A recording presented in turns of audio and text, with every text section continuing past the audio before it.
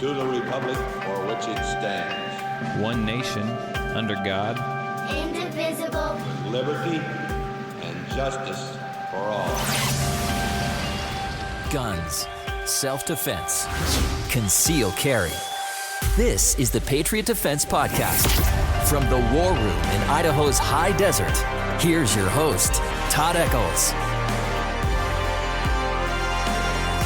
And we are back once again. It is Wednesday afternoon, and we are tucked away in the war room somewhere in the high desert of southern Idaho.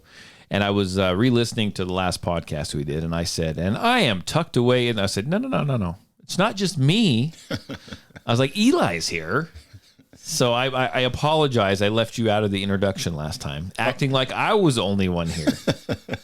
But we are. How you doing, Eli? I'm good. Happy New Year. Yeah. You too. You settled back into the groove of things. Now I hate the holidays.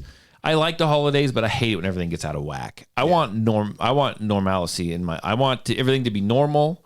I love my family, but they need to go back to school. My wife needs to go back to work. I have a routine, and when I come home, like summertime is cool because summertime is in my brain it's planned for. Does that it is planned for? So when I come home and they're here, I love them, but I'm like, I have a routine, and you guys are kind of messing with it, and they aren't though. I mean, because I just do whatever I want, but in my brain they're here and they're not normally here, and I can't hardly function.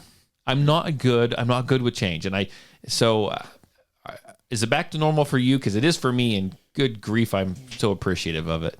Yeah, for the most part. And yeah, definitely it is like around the holidays. You have all those things too, whether it's get-togethers or just little things or whatever, shopping, something. And it throws you off. It's, having a family, it's you think, oh, this was the day I was gonna sit on the couch, but still. Well, so and it's the amount of, and I love my family, but they're there. It's the amount of trash they generate. I do little chores during the day, right? Just because I live in the house, right? So I do some chores and whatnot, but I do things like dump the garbage, and I dump it, and I come back 2 hours later. I'm like, good Lord, I just dumped that thing. Yeah, it's the amount of my son. I've got a teenage son, and he's a good kid. He makes his food, his lunch, right? Because we're pretty, when my girls were here and they were, my three girls were here, and there was more of us, and our work schedules were a lot different, and it was family dinner. We don't really do family. We do, but we don't. Like, it's kind of like fend for yourself. I mean, we'll make sure the 9-year-old eats, but it's kind of, I eat differently. My wife and boys eat differently. And my son, when he decides to, I don't know, make an appearance from being in his bedroom for 4 days straight, he'll make food, and he's 17, and he's got this huge appetite, and he makes all this food, and he eats a lot of food. Uh-huh. All the crap that he wastes sits in bowls in the refrigerator, and I'm just like, what the and the next day he makes another meal, and I'm like, finish what you got in the freaking fridge. So what I'm saying is it's good that he's back in school, and I get that refrigerator cleaned back out, and I don't know. It throws a wrench in the works. Yeah. If I want to, he comes home for lunch, even though he's at school, and he gets lunch at noon every day. And I schedule out. I eat differently, so I schedule out when I eat. I have times that I eat during the day, and I try to adhere to them. Well, I eat lunch at noon. So he comes home, and I'm sitting on the couch with my computer on eating, and he's like, and he's just joking because he knows not to get this smart. He comes, all you're ever doing is sitting on there. I'm like, shut up, boy. Shut up, boy. If and he goes back because my wife works at the school, and he goes back and goes, yeah, Dad was sitting on the couch watching TV. That's all he ever freaking does. And I'm like, shut up, boy. Shut up.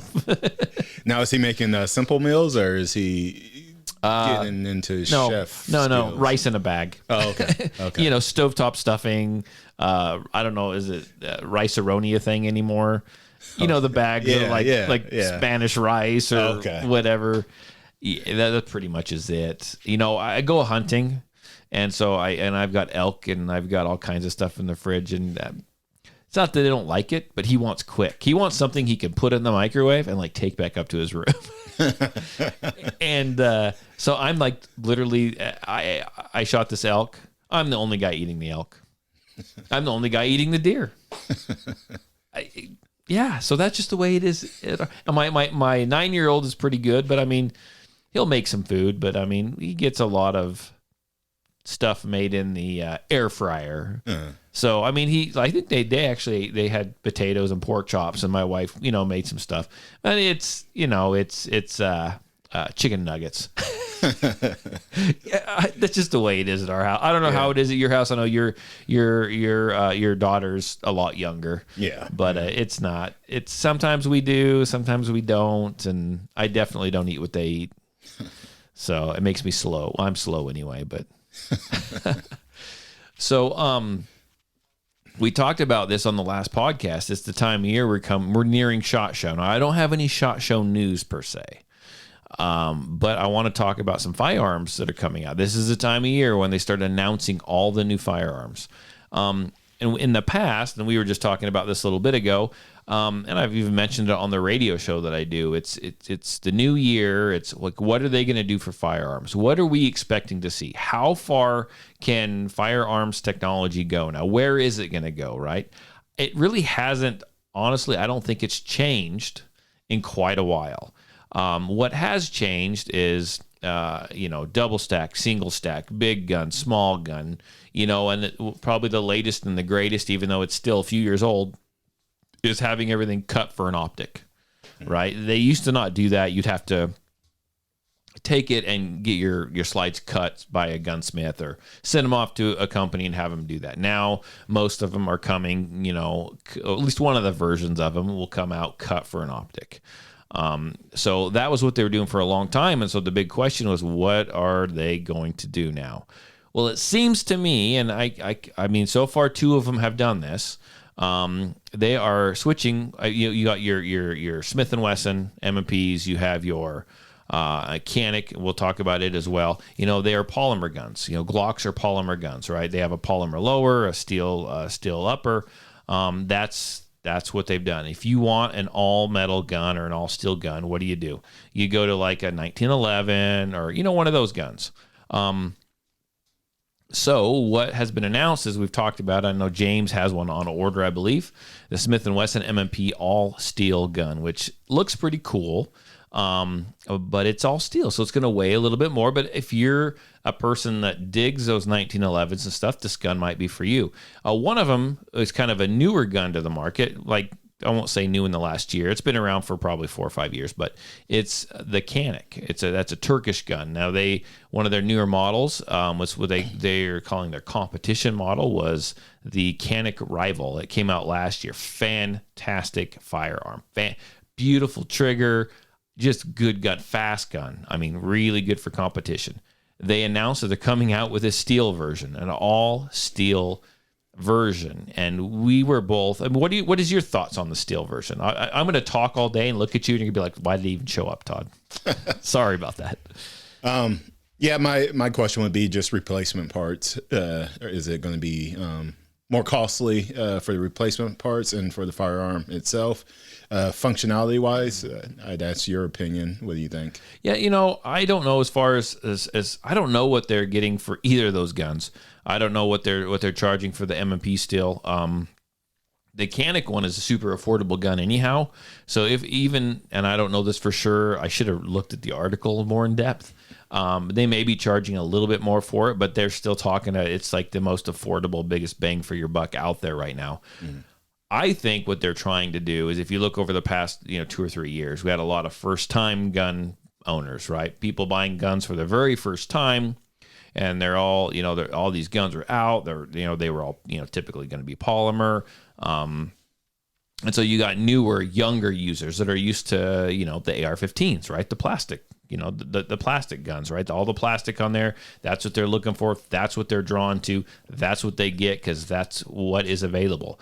And I think what maybe they're doing for this is they've got a lot of old timers. I guess I like polymer guns, but maybe I could be classified as an old timer pretty soon. I'm not sure. 47. I'm maybe getting up to be an old timer. I think I'm 47. See, the memory is the first thing to go. So I'm 46 or 47. I think I'm 47. But you got these old timers, right? That they're used to like the original Smith and Wessons. I don't know the model numbers, like 6306 or 5 or whatever. They were all steel. And they're used to the 1911s. They're all metal. In fact, we'll get some older guys that will show up with the older Ruger. The older Ruger semi-autos, all steel gun, heavy gun. You could anchor a boat with that. It's a heavy gun. And you have those guys that maybe they're trying to, maybe they've done some studies. I'm sure they've done some kind of marketing studies. And they probably, maybe, in my thoughts, maybe they're trying to get those older people to gravitate toward purchasing new guns as well. And maybe they're trying to, pique their interest with an all-steel gun. Because, if you're an old-timer and you're used to an all-steel revolver, a 1911, a steel Ruger, you might be going, well, plastic stuff, that's like Barbie doll stuff. I don't need that. And this might appeal to them. I mean, that's my thoughts, right? Yeah. And did they say they're not discontinuing the polymer? As far as I know, they are not. No, they would be absolutely, I think that would be absolutely ridiculous to do so. Maybe, I don't know. I mean, I haven't delved into this deep enough. Maybe with the price of raw materials, maybe they figure polymers is going up too much. I have no idea. I know the cost of steel is really high though too. Yeah. And I don't know what kind of steel or what kind of metal they're using. Maybe they have better availability to steel. Yeah. I mean, who knows? Yeah. But it's fascinating because I'm not a rifle guy per se. But you have your diehard AR-15 guys, and then you have your diehard AK-47 guys. Mm-hmm. And you can like both, but typically there's one camp versus the other camp. And if you look what it is, and it's just like in the gun world to a certain extent, it's plastic and metal versus wood and metal. Mm. I mean, it's got wood furniture. This one's got polymer furniture, plastic furniture. So I don't know. It's just an interesting switch. It'd be fascinating to sit back and watch and see how these things perform. I mean, I'm sure they perform well. Yeah. They're going to be a lot heavier. In fact, I sent the article to Bathroom Paul. He does this podcast a few times with me. I sent him the article about the Canic, and he's like, "That's nice, but my gosh, that thing is freaking heavy." I didn't look and see how much it weighed, but yeah, it's going to weigh significantly more. But some people like that. Yeah. So I mean, that's where I am on that. I can only imagine. I know Magnum is pretty excited because he's he joked around about, he goes, he could see an all steel Glock in the future. And I don't know if I'd go that far. Glock really hasn't changed anything for like 20 years. Yeah, I don't think that's happening. So was that your phone? Yeah, that was. Oh, I was like, what is that? So, sorry about that. Oh, you're good. Another new gun that they're coming out with is High Point is coming out with a 10 millimeter. Have you ever experienced a High Point? No. Oh my gosh, you have not experienced the High Point. No. Wow. Yeah, we need to. I got one in there. I got the Yeet cannon in there. We need to check that out. And it says Yeet cannon on the side of it. That is the name of that gun. It's a 9 millimeter, but they are coming out with a 10 millimeter, and this might be fascinating. I know. Maybe I was thinking maybe at one point it's not on the first. It's not on the top of my list, but maybe sometime this year I'll end up with the 10 millimeter High Point because I don't even let anyone shoot that gun because they're just absolute garbage. But they're cheap. I don't know how much this one's going to be. Brand new. I bought my Yeet cannon for $157. But the fascinating thing about High Points is they've got like a warranty that is like none other. Like it gets scratched up, send it to them, they'll send you back another one. But you can't kill them. You cannot kill these guns. Like they are unkillable. And have you tried out the warranty? I have not. Okay. I have when I got mine, and this is not news for anyone that listens to this podcast a bunch. There is a YouTube video out there of me getting my High Point, punching a hole through the box, tying it to the back of my four-wheeler while it's still in the box, and running it up and down my driveway and spinning cookies until the gun yeeted itself from the box, and then I had to go back and find it. And I just picked it up, and it was full of gravel. It was full of dirt. It was full of dust. And I picked it up, walked out on the range, put a loaded mag in it, racked that slide, gridded the slide, and just started shooting it, and it just functions. I actually wrapped the barrel. This is a long story. I wrapped the barrel with bacon, shoved the slide back on it, and shot it. And it spent years in my safe, lubed with bacon grease. How was the bacon? The bacon started to cook because my goal was to shoot the gun fast enough. It started to heat up, and you started to smell it. And it stayed lubed up with bacon grease till I gave it to Magnum, and then he went ahead and cleaned it for me and did a little trick. Tried to do a trigger job on it, but he said it was pointless. He said there was way too much plastic in there. So I'm fascinated by this high point 10 millimeters. So I will talk about, before we get into the meat of this subject, I purchased a gun today. Oh yeah. And I had to do a little, we'll just leave it. I had to do a little pest control at my house. Okay. Some pest control. I live in the country. There's all kinds of pests, right? And my 22 rifle just wasn't cutting it. It's a cheap gun. I don't even know who makes it. It's like a Sears and Roebuck gun. The trigger is garbage. Half the time I'm shooting it like you don't know if the safety's on or off because it's weird. The scope is garbage. It's just horrible. And so I was thinking about buying me another, like a 22 rifle, like a good 22 long rifle, like just like a 10-22, something that was going to be more dependable, more accurate. Well, I got to rooting around in my wallet, and every year my dad gives me a gift card to one of the local stores, the farm supply stores, D&B. And so I had that, but I found another one from last year I never spent. So I bought myself, I feel like a little kid, like this is what my parents gave me for like Christmas. I bought it's a Gammo pellet gun, right? It's a pellet gun. This thing will do like 1,400 feet per second. Pretty nice. I mean, you saw it. It looks a little tactical, right? It's pretty nice. Yeah, got to shoot it. Got to shoot it, and so I got a scope on it. So that is going to be. I'm excited. I need to go out and dial in the scope a little bit, and I'll be honest with you, it's fun to shoot. Yeah, it is. And I think it'd be perfect for my 9-year-old because he's going to start hunting here pretty quick. But and he needs something with we'll ease him into the recoil thing. I don't think I've ever owned a BB gun since I've been married. And this isn't a BB, this is a pellet gun. But the guy swore up and down that he's got one, and they use it for pest control as well. Nice. So and cheap ammo, huh? And cheap ammo, yeah. And so I'm going to use it for pest controls. I don't know. I'm kind of looking forward to. It's fun. Yeah. I was like a little kid at Christmas, like, "Ooh, this is so cool." And so if you've got some experiences with one of those, if you do, I'll post it up on Facebook. Let me know what you think of them. Maybe it's just dumb. Maybe I'm stupid. I shouldn't have bought it, but I don't want to. It's cheap, and it really didn't cost me like $10 in cash. Because so I might as well buy it, right? Yeah. I mean, so that was pretty good. We've got our topic today, and we struggled with this topic, and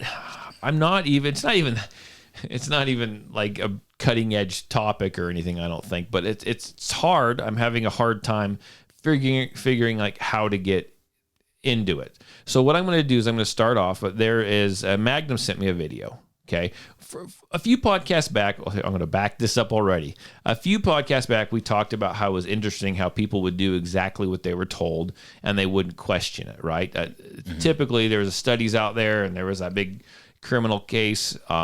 People, if they feel like they are being told to do something by someone with authority, like 90% of people, if not more, will just do it. No matter how weird, no matter how odd the request is or horrific it is, they will just do it they'll do what they're told without asking. And then James, or Magnum, whatever you want to freaking call him, I can't remember his code name, but he sent me this video, and it was on YouTube. It's called, it's by this guy that interviews people. It's called The Sean Ryan Show. And he was interviewing a guy from SEAL Team 6. And I've done a little looking into the guy he was interviewing, and you can go find the video. I'm sure you can find the video and check it out, because I don't want to discredit this guy. Honestly, I don't want to put his name out there. I don't need that kind of bad mojo coming my way. But the video was kind of appalling. He talks about his first kill. He talks about his first kill as being, on SEAL Team 6. And and I know we have to have people out there that are willing to go do things in war. I get that. I'm not naive to that fact. But this guy talks about, like, it's almost like he talks about how he enjoyed the kill and he looks forward to it. Well, I'm going to play this little clip here, and then you can kind of explain it. Take on the targets, and then that feeling of putting those bullets into them was just like, I know crack is extremely addictive. Extremely. I've never done it, but you hear the stories, right? Talk to some prior users or whatever. That feeling was like, I was like, I want my life to be this feeling. Like, I want to shoot as many bad guys as I possibly can. And that was my mission. Is like, bad guy, you're going down. Like, that was, I mean, that's what we're there for anyways, is to take it to him. And I loved it. I loved it. It was my oxygen. That's disturbing. Killing people, that is my oxygen. And I understand we have to have that kind of people, to do battle, to go into military, to do the things that we need done.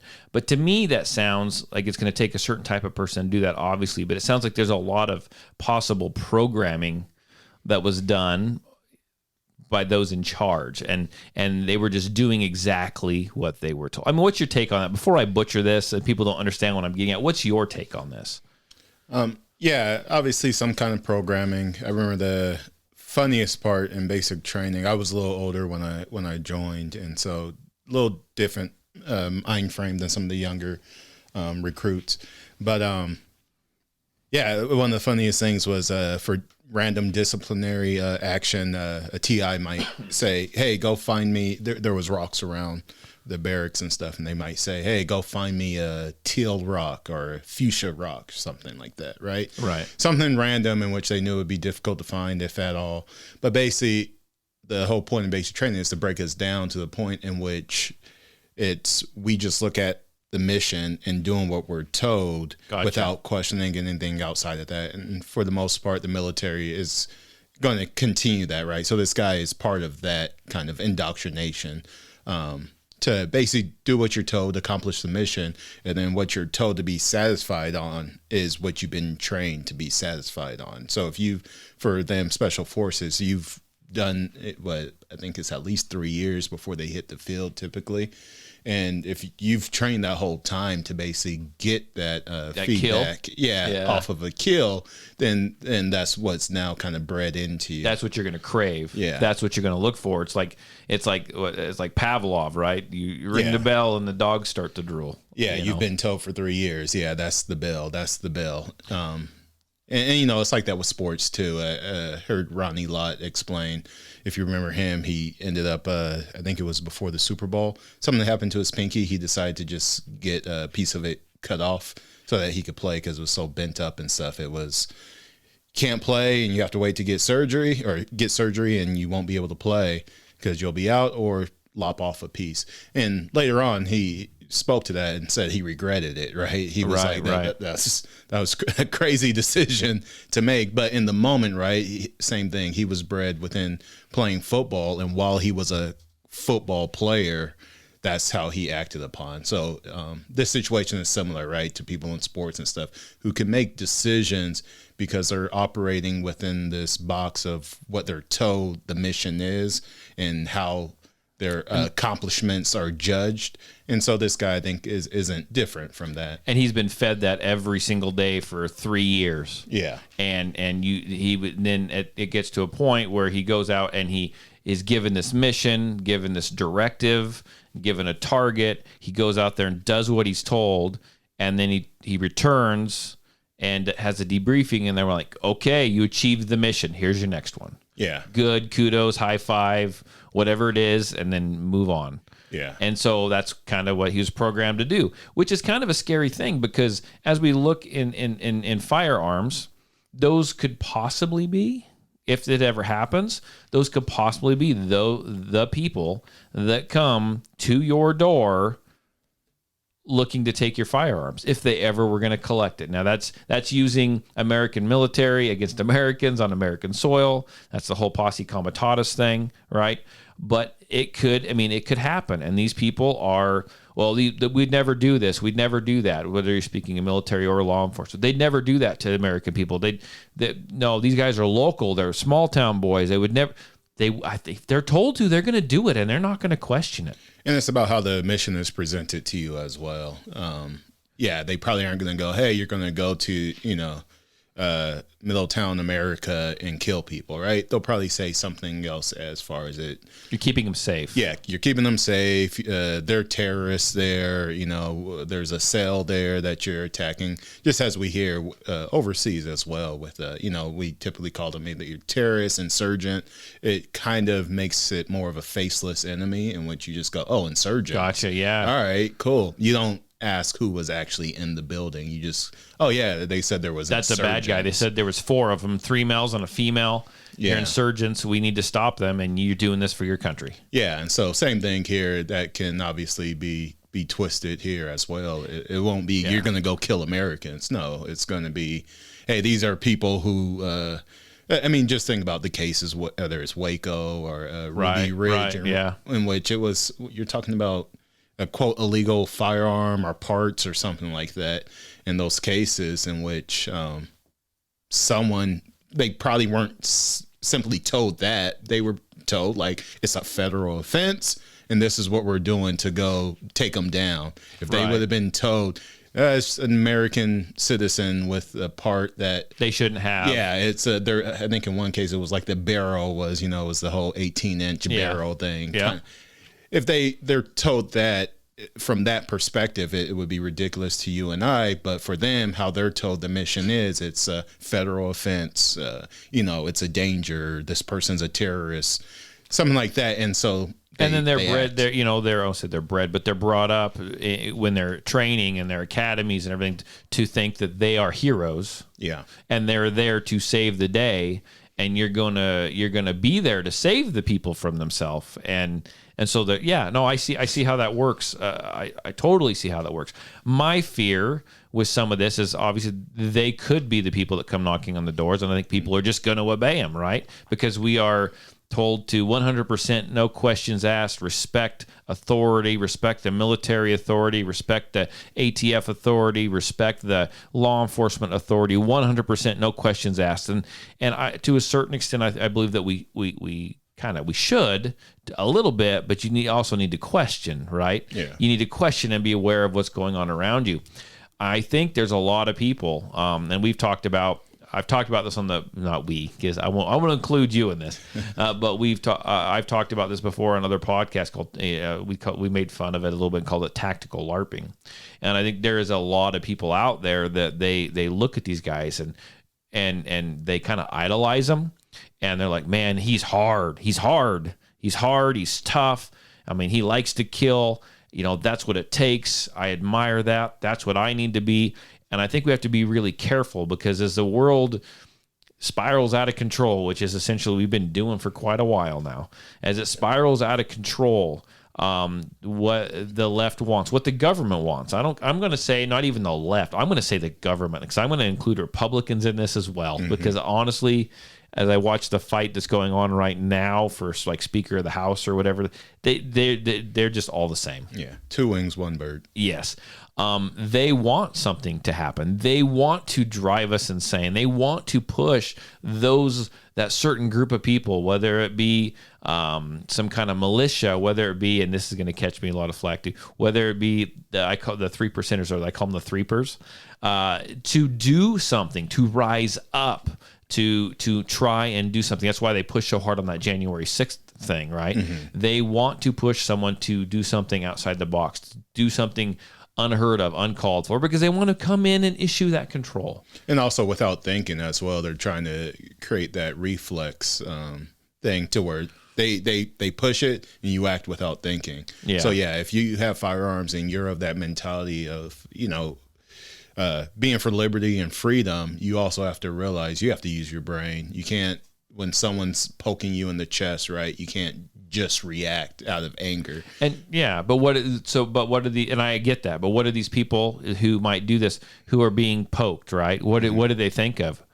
Well, that guy on that interview on YouTube, that SEAL Team 6 guy, and he said he loved killing and he wasn't pushed around and he was this and he was that. And by God, I'm going to be tough just like him. I mean, that's what they go through. That's I think what, not everyone, but that's what a portion of them do. There's all kinds of people out there, and there's all kinds of people in the gun community. And I think there's probably, and I don't have any numbers, this is just coming from Todd's brain, I want to say there's probably 30 or 40% of them that are just, we've got to be careful with them, or they have to be careful, because they could give gun owners a bad name. They think they're tough, they think they're this, they think they're that, and they're the idiots on Facebook that are like pointing a gun at their crotch. Yeah. Right? There's a Facebook page. It's called Heavily Armed Regards, and it's Facebook term for heavily armed retards. And the things that they post are just asinine. They're just stupid. They give gun owners a bad name, and I guarantee you, these are the kinds of guys that would. I've talked about it before. They'd meet at City Park if something went down, and they would be they'd be kitted out. They'd have everything, and they'd be like, let's go to war. Let's go to civil war. Let's go do it. Let's go do this. They're the guys you have to be careful of. They're the guys that the government knows is there, and they know that they can control them, and they know that they can push them. And they're the guys that they're counting on to crack off a shot and try to shoot someone and try to cause a disturbance or start an uprising. Yeah, and I think because then people might say, well, then what do we do? What do we have our firearms for? I think it's important, to use your brain. And in that, as I mentioned before, it's about the mission, right? Those guys coming after your guns or doing these things, right, that you see, it's because they accept the mission and what they consider the goal to be. Mm-hmm. So in your actions, in your daily actions, and how you carry yourself, if you truly believe in the Second Amendment, your rights, and protecting freedom and liberty, then poke holes in that mission, right? You need to, that whole public support kind of thing, right? If you're other than believing in freedom and liberty, if otherwise you're basically a douche or something like that, right? Right. Then those guys with that mission, right, are going to, okay, he matches it, right? Just like if they're going to capitalize on that. Yeah. Just like if someone is labeled a terrorist, right, and you decide to dress like what they consider a terrorist, you're helping them to see the mission and to think, oh, yep, that's the goal, that's the target. So poke holes, meaning like if you believe freedom and liberty, right, be a part of your community. Be a beneficial part of your community, right? Carry yourself in a certain fashion. We had a joke where I was in law enforcement about like even the cartel, right? And it was, you don't catch the cartel, right? And it was because they carried themselves differently than, say, the average gangbanger, right? Right. And you see in like mafia movies and whatnot, but right, the mafia wasn't, having their pants down and saying, here I am, right? They dressed a certain way. Why? Because it threw off the mission. It's, you're not expecting a guy in a button-up, suit to be the guy running the drug cartel. Show, yeah. Right? So things like that, right? And they look down on those gangbangers because they thought, like, you're trash. Yeah, you're showing your tats, you're outing yourself. Right. Whereas they carried themselves very differently. And so I would say, take note of that, and that, if you believe in freedom and liberty, carry yourself in a certain fashion, live your life, not simply loving guns, but throw off the mission. Make it as if, no, when they come to take your guns, everyone in the community is aware, hey, that's neighbor Joe who, helps out the church, does this, does that, carries himself well, and the whole public can see that they are in the wrong. And potentially that can help your case or help you defend against for sure when they do that. So it's how am I going to say this? So a Navy SEAL, an ex-Navy SEAL or current Navy SEAL, he can go on YouTube. They can go online or whatever. Probably not current, so he's going to do this, but the ex ones will, right? They can write a book. They can say, I think this is wrong still, but they can get on there and say, I love to kill. It's like oxygen, just like this guy said. They can get on there and they can say that, and people are going to go, well, he was a special ops guy. He was a Navy SEAL. He was in the, But, the average Joe that just goes out and buys his gun, you can't go around and talk like that. Yeah. You can't, because you're putting on this persona. That's what they want you to do. You're putting on this persona of, I got this firearm and I might be half crazy.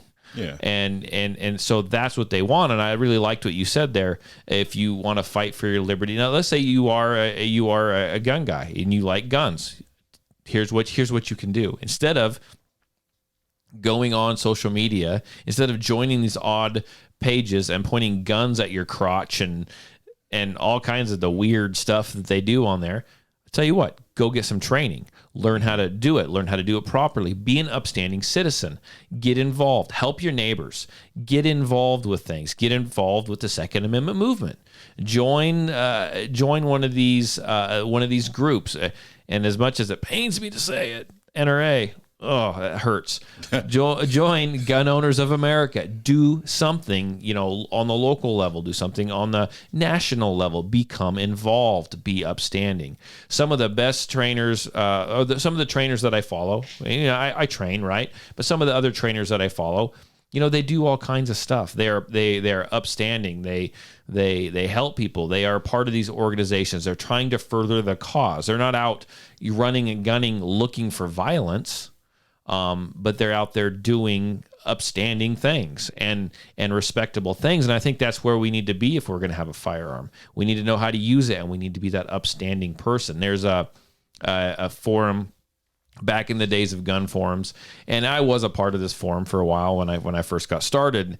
I mean, I do a lot of I join pages and join forums and all this stuff. So I just keep an eye. I never post anything. I usually just watch, right? I watch and I read.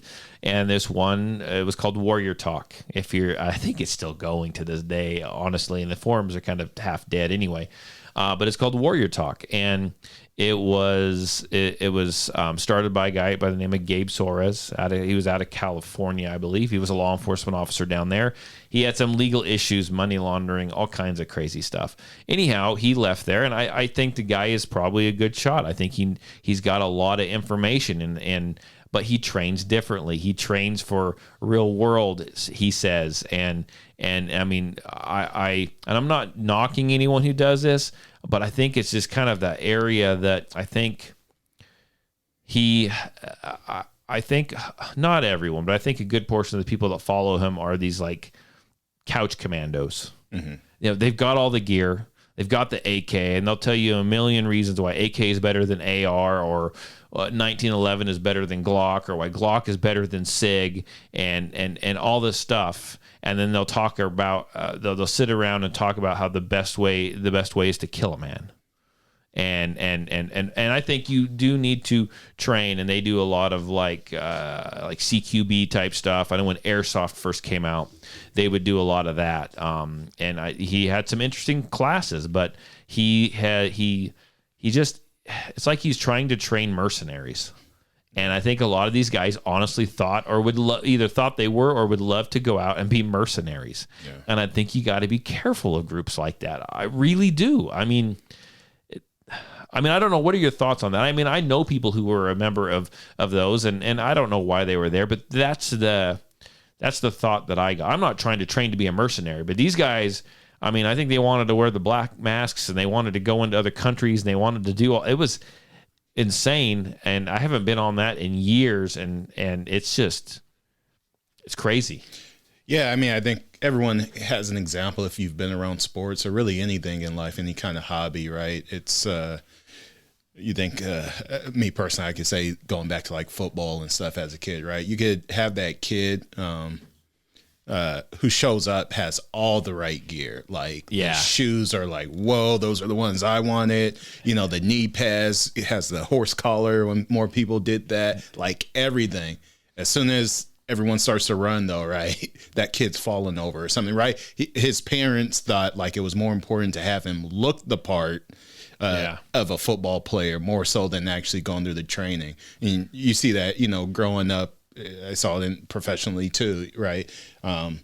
You could dress the part, right? You could have all the guns, everything, and think you look the part, but really it's about that actual training that is important.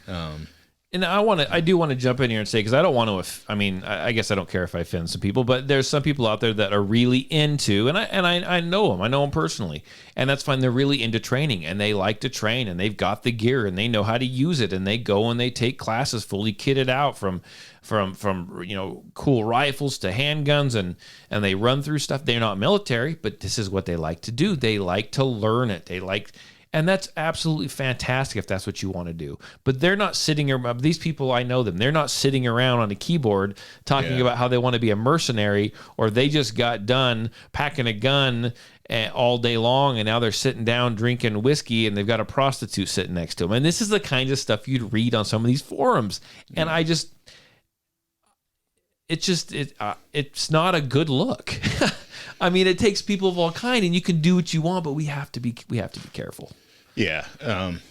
It's amazing. Because even with January 6th, like I have my opinions on that overall, but also I have my opinion on people who out themselves, right? It's when they got caught on social media, I'm just thinking, this is a lot of horse crap, right? Yeah. But I'm thinking, but why would you post about this? Why would you do this? What again, using your brain, you take your training and everything and use it as some kind of comment, not just use your brain, right? Right. If you have guns, you don't need to. Yeah. If you truly think believe there's a threat out there, then act accordingly. Right. I think that's what it comes down to. When you're in that kind of fight for freedom, liberty, just realize and you accept that there's this very elaborate scheme to do so, right? Then understand you have to combat that with equal amount of intellect, right? Right. You're not going to beat it, just by joining a group, like you said, taking pictures, with guns and stuff like that. No, it's going to require more than that. So just be aware of that, along with the training and everything. Just be aware and accept if you feel a threat is actually there, then act accordingly. Yeah, it's just there's all different kinds out there, and I guess if that's I'm going to call it your adult gaming. If that's what you want to do, and that's your adult fantasy land that you live in, by all means, I guess you do you. But I'm really scared, and it bothers me when we have people that act like they're something special, and they act like they're a tough ops guy, and they go around, well, I'll kill him, I'll do this, I'll do that, I'll do the all this. The Mozambique, I'll do all this stuff, and yet they don't do anything. They don't carry themselves well. I think, but they're looking. It's like they have a bloodlust, and they're just looking to go do something, and that concerns me. And I just think that might be our demise at one point. Yeah, in this country, there was a story. This was, oh my gosh, this was like 4 or 5 years ago. There was a guy, I can't even remember. I don't even remember the premise exactly, but he was like in New England or somewhere, and the guy was live streaming, and he had done something. It was with his wife, or he had a gun, and he's upstairs pacing in some attic of some house, and law enforcement's coming, and he actually put a call out to the people, Second Amendment supporters and people who had firearms. Come help me. They're doing this. This is all illegal, and they can't do this, and it's unconstitutional. And he had trainers like dropping everything, and they were posting on social media like, I'm getting my stuff, we're going. And they had a whole bunch of people show up. They were kitted out, they had their guns, and they were getting ready to fight for this guy. All to find out. I mean, these are some big name trainers. There's one guy that I forget his name. I think he died. He did pass away. But I think he packed up his stuff. He was a big YouTube guy. Packed up his stuff and headed down there just to find out that they were in the wrong. There was so much of the story that they didn't know. They only knew what this guy was, he was drunk, he was high, that he was putting out there on the internet. This crazy rambling tirade saying he needed help, and they showed up and they were getting ready to fight for him. They were going to fight law enforcement. They were going to fight the feds for this guy. And I was like, be careful. Be careful. You need to know who you follow, know who you pay attention to. We need to not act rash because that's what they want. I can't say that enough, and I know I say it almost every single time I do a podcast or I'm on the radio.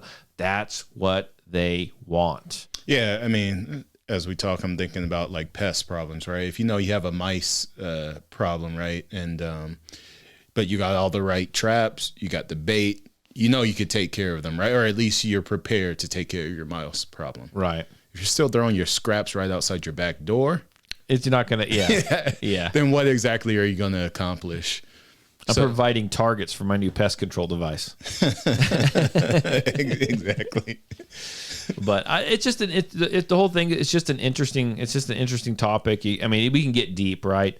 I got to be careful. I do this podcast. I got to, how deep do I want to go? How many people do I want to offend? And it's interesting doing a podcast or even owning your own business because you got to be real careful. Yeah. You have to be real careful because I could say something that I don't mean, and someone's going to take it and construe it. And I've been called. I've had members of the local, like the 3%ers locally, like call me out and call me you're not patriotic and you're not this and you're not that. And how dare you call yourself Patriot Defense? Cause you're not patriotic at all. And it happens every year and I just deal with it every year. I've had one of the biggest, the only Second Amendment group in the state of Idaho make videos about me saying I'm not for gun rights. I'm not for this. I don't know what I'm talking about. And it's like I'm even though I want to say what I want to say, I still remain guarded. Yeah. And I have to, I have to, or I'm done. I can screw up enough on my own that if I actually notice that I need to behave, then I probably should just like be careful and behave. Yeah. Because there's a lot of stuff I say sometimes I'm like, I probably shouldn't have posted that. And look at now that I met you, I'm dragging you into all this with me. Oh, well. Good thing you kind of lay low. Yeah, that's the plan. That's the plan. Well, I appreciate you coming over again. You're like here every podcast now, and this is absolutely fantastic. I go for a walk in the neighborhood, I accidentally end up here. That's right. Yeah. The wind will blow you over here. One of the two. But I hope everyone's enjoying the extra podcasts that we're doing, and my plan is to try to make this more of a regular thing, at least. Right now, at least, till the summertime, and then we'll kind of see how busy everyone gets. Because, even if I'm not super busy with the classes, we got lots of other stuff we got going on. But if Eli's willing, maybe we'll try to do this twice a week. I've kind of enjoying it, as long as I don't run out of topics. And I'll be honest, sometimes finding a topic can be a little rough sometimes. It's people think it's easy, and I'm like, it is till you sit down and go, what am I going to do in the podcast? And everything you thought about the day before is gone. So I do appreciate all the support. Share this on your social media. You can always call me, text me if you want. Tell me I'm doing a crappy job or a good job, or just say hi. I used to get text messages from all over the world. I had a guy that was in the military over in, where was he? He's over in Europe somewhere.